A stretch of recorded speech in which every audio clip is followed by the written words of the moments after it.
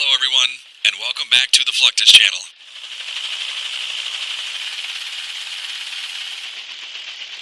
Ever since the advent of naval warfare, the fast and stealthy removal of the troops from enemy territory has always been a difficult task.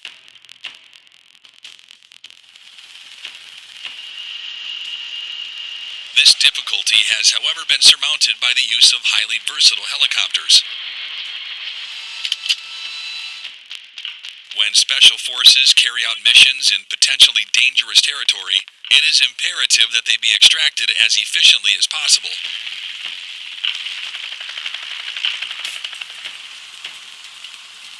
However, troop extraction becomes extremely difficult when it has to be done by sea.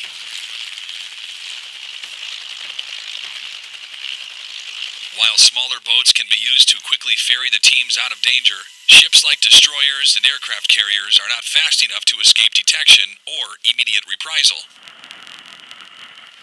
This is where the combination of sea and air combat technology has proven to be the perfect solution.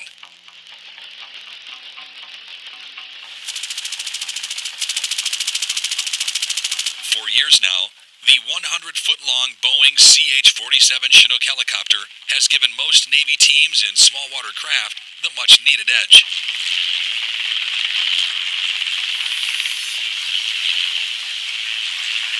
The twin-engine Chinook has an interior bay capable of holding up to 55 troops at once. The dual-rotor system boasts a combined maximum force of 10,138 horsepower. Typically, we can provide about 15 to 16,000 pounds of heavy lift support to the customer. So that could be either internally loading a Humvee with a trailer. That could be any sorts of palletized cargo. We have the cargo on and offloading system, the cool system installed in the aircraft. That allows us to use the Air Force 463L pallets to easily get cargo on and off the helicopter with winch capability. We have 3 cargo hooks on the aircraft, so we have the forward, center, and the aft, which allows us to lift just about anything up to the max gross weight of the aircraft, as long as it's rigged appropriately. As a fast deployment helicopter, it also features a large ramp at the rear. In situations where a small boat needs to be extracted quickly, pilots will simply hover at water level.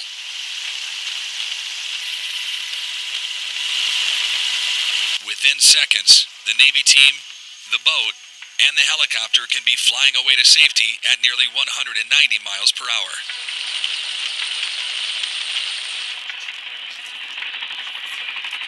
Chinook was designed by Boeing in the early 1960s, seeking better capabilities than what was obtainable with the helicopter models of that time.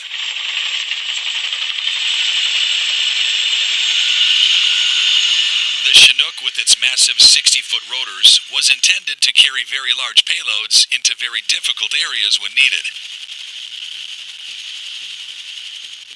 With the ability to transport up to 13 tons, it allows for the movement of large numbers of troops and vehicles wherever they are needed on the battlefield.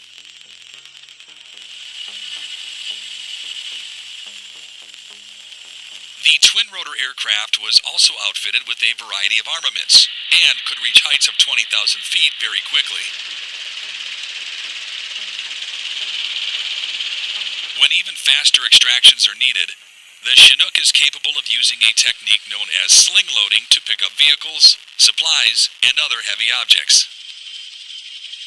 I would say the most difficult and the most dangerous maneuver that we do is doing sling load operations when we have actual soldiers hooking up a load from underneath the helicopter as I'm hovering just several feet above their head. And to think that, 50 pounds of force could come down on them if I don't do my job. This is essentially a tough sling load line and swivel attached to the bottom of the fuselage. While hovering, the rope can be quickly hooked to straps on the payload by soldiers on the ground, minimizing the time it would have taken to load the helicopter before getting airborne.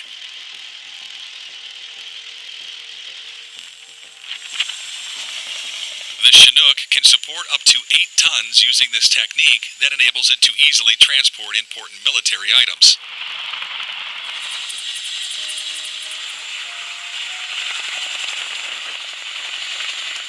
Typically, my crew and myself are responsible for bringing a combat medical team to the initial point of injury and bringing them back to a Roll 2 hospital. This is where our medics would be. So we're going to have a doctor, a nurse, and 2 medics on board the aircraft every time we fly and go pick up a patient. Basically, it takes up about 2 seats right here, and there's enough room to lay patients on the floor. Aside from troop and supply delivery, helicopters have a long and well-established history of being used for medical evacuations as well.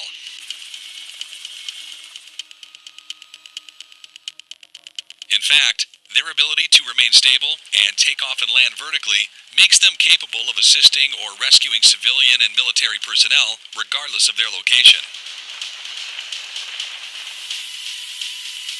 Currently, most developed countries use helicopters as ambulances for hospitals, as well as Coast Guard medical emergency vehicles.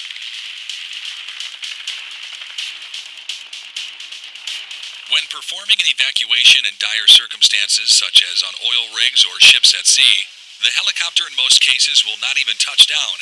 Instead, it will hover about 15 to 20 feet above the helipad. Personnel affix a sling rope with a padded end loop to the patient, who is usually accompanied by a crew member. Once in place, the patient and the attending crew member will carefully be reeled into the cargo bay, where a medical team will be waiting to provide treatment.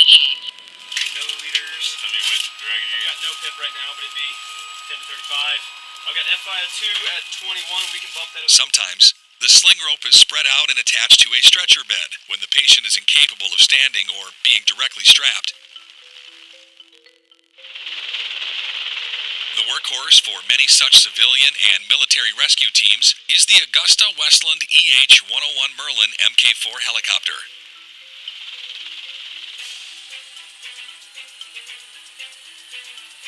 An advanced design first introduced in the late 1990s, this single-rotor helicopter boasts a 64-foot fuselage with enough space for up to 24 fully equipped troops.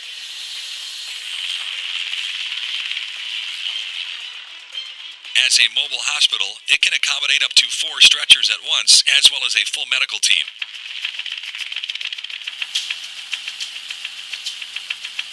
The EH-101 is particularly easy to recognize thanks to its shovel-shaped BERP rotor blade tips, which improve aerodynamic efficiency and increase the max takeoff weight.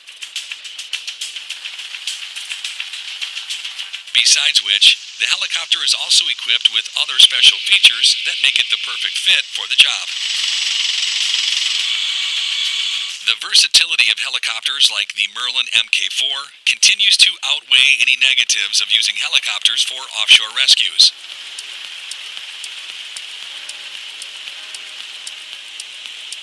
Though rain and harsh seas may cause some difficulty for crew, these rotor machines remain amongst the fastest and safest ways of inserting troops or moving vulnerable people to safety.